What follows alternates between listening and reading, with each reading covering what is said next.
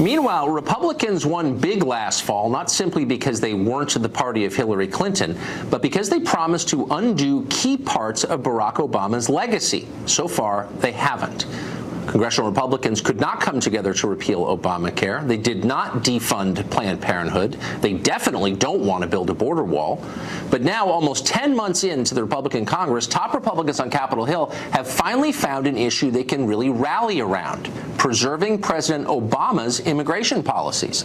The Trump administration has announced that next Tuesday it will decide the fate of DACA. That's an Obama-era program which, apparently illegally, gives work permits to illegal immigrants who arrived in this country as children. Killing that program would fulfill one of the Trump campaign's promises. It would also fit with the Republican Party's stated position against amnesty and in favor of enforcing the law rather than granting politicized immunity. Yet Republican leaders in Congress are scrambling to preserve DACA. This morning, in a radio interview, Speaker of the House Paul Ryan begged the president to keep the program in place until Congress can pass a bill granting amnesty to the illegal immigrants DACA covers. Listen. I actually don't think he should do that, and I believe that this is something that Congress has to fix. Speaker Ryan is not alone in that position. Congressman Mike Kaufman of Colorado says he wants to force a vote on the so-called Bridge Act. It's a Democrat-crafted bill that would give legislative sanction to DACA. Lindsey Graham of South Carolina is backing the same bill in the Senate. Also in the Senate, Tom Tillis of North Carolina is already crafting amnesty legislation he is calling conservative, a conservative alternative to DACA. According to news accounts, Tillis's bill would give 2.5 million illegal immigrants a pathway to citizenship, provided they lack a serious criminal record, opposed apparently to an unserious one. Tillis is already on the record opposing a border wall. He's an avid supporter of allowing low-wage workers from foreign countries into this country. So don't count on his legislation doing anything to stem the future flow of illegal immigrants.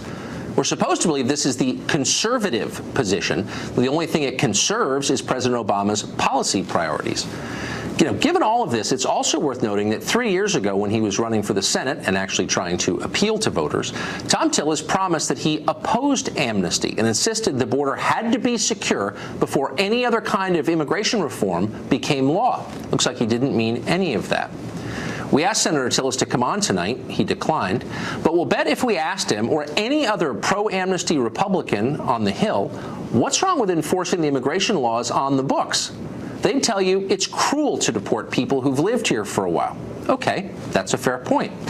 But it would be easier to take if our elites showed a similar concern for hurting American citizens, and there are many of those, like the 1 in 4 of working age who don't have jobs right now, or the 14 million on disability, the 1 in 6 on antidepressants, the more than 50,000 who died of drug ODs just in the last year. That's almost as many as were killed during the entire decade of the Vietnam War. You hear about those people occasionally here in Washington. You hear about those poor DACA kids a lot more, and that tells you everything. Donald Trump ran in 2016 with almost no support from the Republican establishment. In many cases, they actively denounced him. They almost all despised him. But he won anyway because his campaign promises had powerful appeal, and Republicans on the Hill were able to benefit by extension.